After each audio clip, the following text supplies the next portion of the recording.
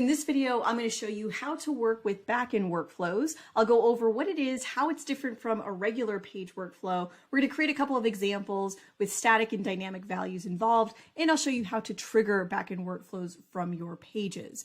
Now, keep in mind that a backend workflow is also accessible to external services. So you can have app-to-app communication. Those are actually known as webhooks, and we'll have a separate video specifically around webhooks. I do encourage you to watch that if that's some kind of integration that you're interested in putting into your app. For this video, we're really just going to look at setting up a backend workflow, how to trigger it, and how to work with some dynamic expressions here. Now, if you don't have your backend workflows area enabled in your application, right? If you don't see this here in your page dropdown list, go over to your app's settings, and then head over to the API subtab and make sure that you check this box here, Enable Workflow API and Backend Workflows. And that will reveal this section here. You do not need to be on a paid plan in order to set up your backend workflows, but you do need to be on at least the first paid plan to run the backend workflows. Please be mindful of that. Okay, what are backend workflows? Well, these are server-side workflows. Think of them as workflows that run behind the scenes. Your users do not have to have a page open in order for them to run. They would, however, need to have a page open in order to trigger the workflow or to schedule a workflow to run at some future point in time. But they do not need to keep a page open in order for the workflow to complete. Okay, so think of it as setting up a big sequence of actions, and that's typically what these are for. Much heavier workflows or things that are going to run on a recurring basis, so hourly, daily, monthly, you have complete control over those frequencies. Or making big changes to a lot of records to control your app performance, right? You can control a lot of things here, or just in general, scheduling something to happen at some future point in time. That is typically what these are used for. It's a really powerful section because you can get a lot of flexibility out of this where the user doesn't necessarily have to be present for the full workflows to complete, right? They can just set them up to be queued and run at a later point in time or to be queued to run on a recurring basis. So they're server-side workflows, right? Notice that in this section, the design tab is disabled. And that is because there is no specific page that is associated with these backend workflows. This is fully backend workflows, server-side workflows. Any of your pages in your application can trigger these, and I'll show you how you make that happen. But just be mindful of that. That's one of the big differences between this area here and your page workflows. Another big difference is that you're not going to find any actions that have anything to do with visual elements. So like showing or hiding or displaying data in groups or displaying data in repeating groups, because again, there's no specific front end design that these workflows are linked to. You can indirectly, affect appearance properties and visibilities of things on pages, but it's likely going to happen through a data change. Most of the time, the backend workflows have to do with updating data or manipulating data in some way or sending emails, like we're going to look at this example here. Okay, there's a lot you can do. So let's just get started with creating our first API workflow or backend workflow so you can see how it comes together. So the first thing you'll do is click on this empty box here and add a new API workflow, and that's going to give you this window here, very similar to a page workflow event. You do want to give it a name without spaces. Remember I said how external services can technically trigger these backend workflows. And when they're doing that, they're really making an API call to an address. And that address is a full URL, and this name is a part of that URL. So you don't want to have any spaces, otherwise you could end up breaking that link. Okay, so what we're going to do is keep this action incredibly simple. When this is triggered, we're going to send an email with static information. Okay, nothing dynamic about this quite yet. So I've named my workflow send email. I didn't make any other adjustments here. I have my endpoint and then I have my action. Now on a page, so I have a demo page here, I've added a button so that when clicked, we're going to schedule that backend workflow. So I went to the custom events category here and schedule API workflow. Make sure to not, if you're following along with this here, not select on a list. We'll cover that in the next video. We just want to schedule one run of a single workflow. Okay, so that's this first one here.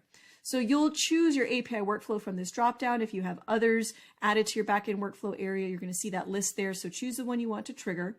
And the schedule date here is where you get a lot of flexibility around when you want this to actually run. So for now, we're going to start simple and we're just going to have this run immediately. I click the button and it schedules it immediately. At the moment, there's really no difference from doing this, through the backend workflow versus just having a send email action here at the page level. Okay, you probably wouldn't use a backend workflow for this very, very simple example, but I just want to show you first what it means when we're scheduling a backend workflow. We're instructing Bubble to go run that backend workflow at a certain date and time. Okay, so I'm going to preview this page so that you can see real quick here. I have my email window. Let's see if I can pull this up, drag it over. And I've got it filtered down so that we can just see this one email coming in. So I'll hit send email. Let me pull up that window again like that. And we should see this come in. There it is. There's my test email from the demo app. Those are all of the details that I filled in the backend workflow here. So great. Now, what if we wanted to schedule this to happen at a future point in time? Well, all I need to do is manipulate the scheduled date. So I can take the current date and time, and let's say I want to wait, 30 seconds, or maybe I want to send it in 7 days, right? I can just change the current date and time, manipulate it from here to schedule this. Now I'm going to trigger a 7-day delay here to show you how you can monitor which workflows have been queued and have not yet been run. You have an area in your settings to monitor all of this and actually cancel workflows if you need. So I'm going to schedule now the sending of this email, and we'll go into our logs and then go into the scheduler subtab, and I'm going to click show. And you can see here I have the scheduled event for a week from now. That is the API event involved. Bubble will generate an ID for it, which we can actually save if we want to cancel that event. So think of a feature where your users are scheduling anything to run. Let's say it's an email, and you have a way for them to view anything that they've scheduled, right? So maybe you create an internal record for yourself that an email has been scheduled. And that data type that organizes all of the scheduled email details also has a field for this ID. With that ID, you'll be able to cancel it if they change their mind or if they want to reschedule it for another date and time. Okay, so the way that you grab that ID is simply by referencing the result of this step. So if I wanted to, create a record of some kind and reference the ID or save the ID, I'm just going to show you here in this expression, you would simply take the result of step 1. That's it. That result is the ID itself. And that way, if you need to cancel, you can run this action here, cancel a scheduled API workflow, and you provide the ID. And once that triggers, it will remove it from the queue and it will not run. Okay.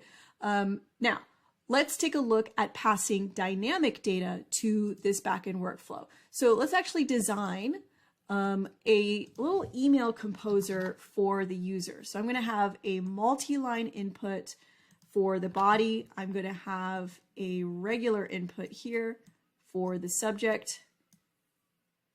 All right. And let's do some placeholders, subject, body, and let's do another one for the recipient, like this. Okay, recipient is going to be an email address. So now we're giving the user control over sending this email. This information needs to be passed to the backend workflow. So in order for the backend workflow to get those details, I need to set up parameters. So at the backend workflow level, I'm going to click on this button here to add a new parameter, and I'm going to add 3 of them. We have 3 keys that we need to define. We have the recipient. Okay, this is going to be a text, just their email address. We have the subject line, which is also a text, and then we have the body. Now take a look at the possible options of types. You can pass any data to these parameters. You can pass generic values like text, number, date. You can pass option set values. You can also pass your custom data types. So you can pass entire records to the backend workflow. That way you can reference the fields within those records. You don't necessarily have to parse absolutely everything out. You can also send things over as a list. You can make things optional.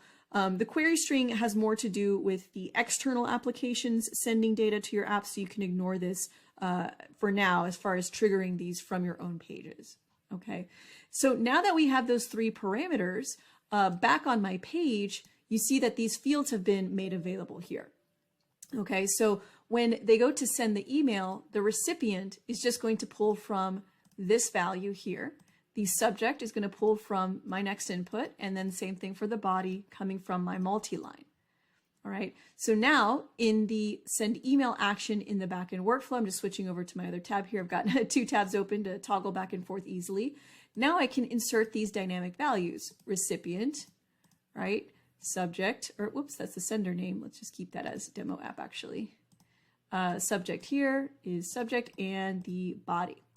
So now you have a more dynamic way of sending emails from anywhere in your application. This is one endpoint that can be triggered from any page. So let's say you have multiple places in your application with an email form like this.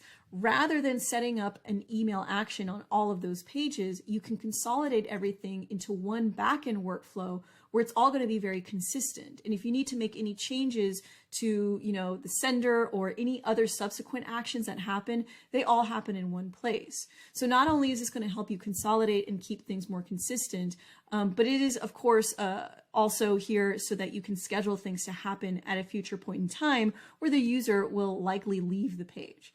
Okay, so now what I'm going to do is trigger this again. I'm going to leave this on the 7-day scheduling. But now I have my custom parameters because I want you to see what this is going to look like in the logs.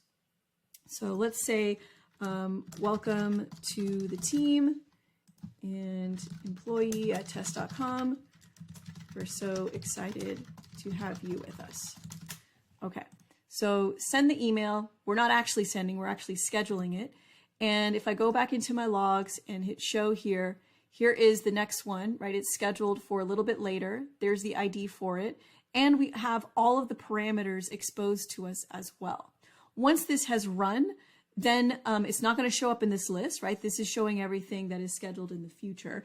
And once it's run, you can actually check things out in the server logs to see, whether it ran successfully, if there was an error that occurred, and what the values were that were inserted. And of course, the dates and times. Okay. You can, of course, also give your users control over the schedule, date, and time. If you give them a quick date and time picker, I'm just going to put this over to the side here, and I'll let them select the date and time. I would highly suggest giving it a minimum date of the current date and time so that they can't choose anything in the past, right? Then you can swap out this schedule date for the value of that date picker. Now they're in full control of when that email gets sent in addition to the content. All right, so here we have our date and time picker. Notice how I can't choose anything in the past. I can only choose details in the future. All right, so that's a quick look at creating a backend workflow with dynamic parameters as well, and triggering them from your page. Remember, this is under the custom events area and then schedule an API workflow. What we'll look at next in the next video is scheduling workflows on a list. And after that, we'll look at working with recursive workflows. That's where things get really powerful, is running things on a loop if you ever need to work through a big list of items or need to run something that has to happen with some frequency. We'll see you in the next video.